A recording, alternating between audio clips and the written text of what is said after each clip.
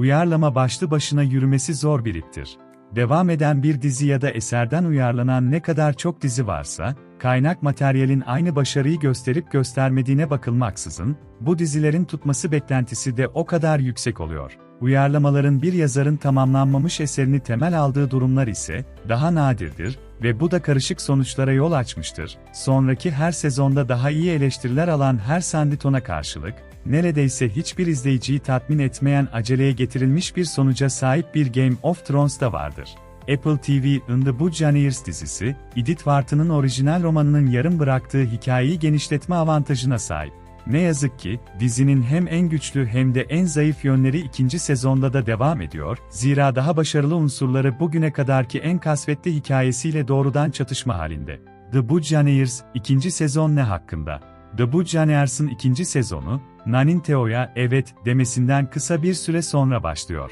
Nanin Gu'ya karşı devam eden hislerine ve önceki gece paylaştıkları yakınlıklara rağmen, düğünü öncelikle bir güç oyunu olarak gerçekleştirmiştir. Tintagel'in yeni düşesi olursa, Lord James Seedon'la olan istismarcı evliliğinden yeni kaçmış olan kız kardeşi Winnie'nin güvenliğini sağlamak için otoritesini kullanabilir. Winnie'nin iyiliğini kendi uzun vadeli mutluluğunun önünde tutmak, Nanin sürekli olarak kendini haklı çıkarmak zorunda kaldığı, kapalı kapılar ardında yıkılırken toplum içinde gülümsemeye zorladığı bir karardır, ancak kimseyi kandırmadığı ortaya çıkar. Nanin duygularına karşılık verdiğine dair ilk inancına rağmen, Deo yeni karısının iddia ettiği kadar mutlu olmadığından şüphelenmeye başlar. Anlaşmazlık yaşayan sadece evlilikleri değildir, Nanin annesi Patty, kocası Traci'den boşanma tehdidini gerçekleştirmeye niyetlidir, ancak yasalar pek de onun tarafında değildir.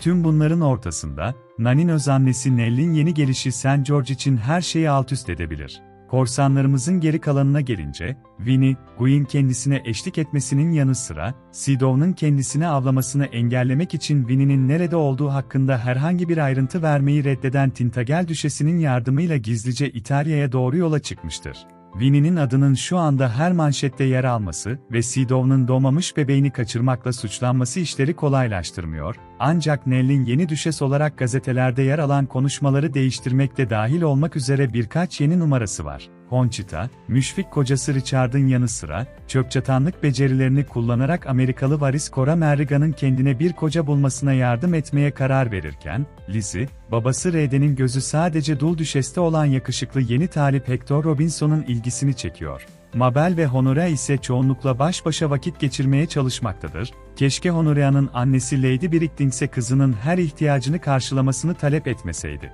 The Buccaneers'ın köpüklü eğlencesi ikinci sezonda henüz en ağır hikayesiyle çelişiyor.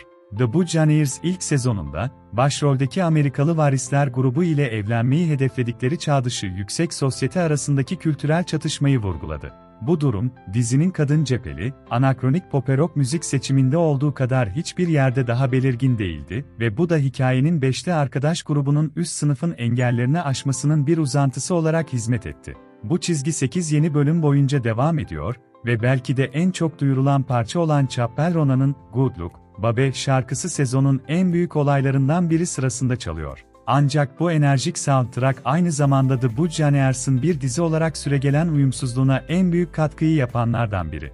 Bir izleyici olarak, büyük bir pop hitinin melodisiyle ayarlanmış eğlenceli, flörtöz dansın hemen ardından dizinin bugüne kadarki en ağır materyallerinden bazıları geldiğinde ciddi bir ton kırbaçlaması yaşamamak zor. Çeşitli karakterlere ne olduğu konusunda daha fazla bilgi vermek, eleştirmenlerin kaçınmaları gereken spoiler bölgesine girecektir. Ancak The Buccaneers'ın ikinci sezonda daha duygusal hikaye anlatımını keşfetme çabalarının tümü boşa gitmedi. Conchita ve Winnie gibi karakterlerin artık kendi çocuklarına sahip olmaları, dizinin onların toplumun kolayca dikte ettiği gibi sadece eş ve anne rolüne indirgenmek yerine kendi seslerini bulan kadınlara evrimlerini sergilemesi için bir fırsat. Benzer şekilde, Patty'nin Traci'den boşanmayı güvence altına alma misyonu, ki bu aşağılayıcı ve kamuya açık bir mahkeme aracılığıyla gerçekleşiyor, sadece kendi adına değil, nankör ve sadakatsiz bir evliliğe hapsolmuş hisseden her kadın için üstlendiği bir sorumluluktur. Ayrıca, sezonun genç aşk hikayeleri arasında daha olgun bir ilişkinin, hem de seyircinin en son bekleyeceği karakterlerden biri için ortaya çıkışını izlemek inanılmaz derecede keyifli ve Winnie ile Gu'nun İtalyan yazı, dünyanın görsel olarak çarpıcı bir şekilde genişlemesi hoş bir şey. Yine de dizinin en güçlü olay örgüleri, en kötülerinin kıyaslandığında daha da keskin bir şekilde öne çıktığı anlamına geliyor. Nanin Deo ve Guy arasında ısrarla seçim yapamaması, hatta aynı bölüm içinde ikisi arasında gidip gelmesi, bu sezon karakterinin sinir bozucu bir kullanımı ve onu tanımlamak için tatmin edici bir romantizme ihtiyaç duymadan daha cesaretli bir konuma gelmesi çok uzun sürüyor. The Buccaneers'ın ikinci sezonu bazı karakterlere diğerlerinin pahasına öncelik veriyor. Çılgınca karakter seçimleri bir yana, The Buccaneers'ın en iyi bileşenlerinden bazıları da çok daha az ilginç olanlara öncelik vermek için halının altına itiliyor.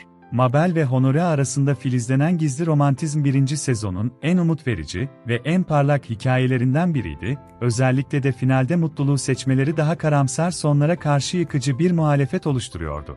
Ancak ikinci sezon, özellikle de diğer olay örgüleri anlatıya hakim olmak için ön plana çıkarken, aralarındaki ilişkiyi birkaç çalıntı anın ötesinde neredeyse hiç geliştirmiyor. Bireysel olarak, Lizzie gibi karakterlere nihayet uzun zamandır beklenen merkez sahneye çıkma fırsatı verildi, ancak kuşkusuz onun sulu romantik draması sezon boyunca devam ederken, Mabel gibi diğerleri kendi başlarına herhangi bir ilerleme ivmesi kazanamıyor.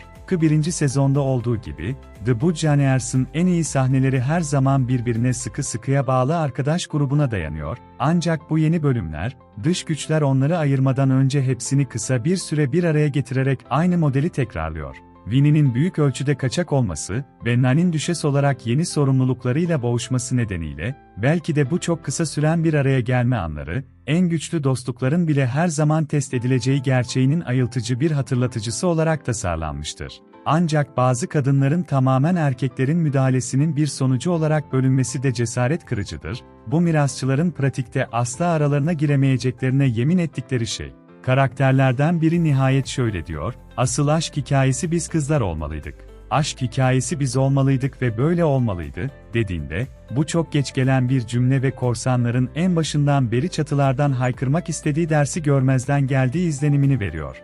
İkinci sezon, hikayenin gelecekteki cesur yönüne işaret edebilecek bir sonla noktalanırken, dizi köpüklü, feminist bir boğuşma ile melankolik bir dönem draması arasında doğal bir denge bulmakta zorlanmaya devam ediyor, oysa Nan gibi, bu noktadan sonra ne olmak istediğine nihayet karar verdiğinde gelişebilir.